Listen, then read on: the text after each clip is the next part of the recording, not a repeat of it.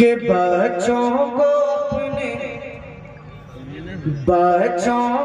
अपने साहिब ईमान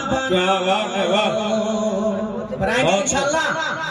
अरे पूरा मजमा के बच्चों को अपने साहिब ईमान बनाओ, बच्चों को अपने साहिब ईमान बनाओ, कुरान पढ़ाओ, कुरान पढ़ाओ, बच्चों को अपने साहिब ईमान बनाओ, कुरान पढ़ाओ, कुरान पढ़ाओ।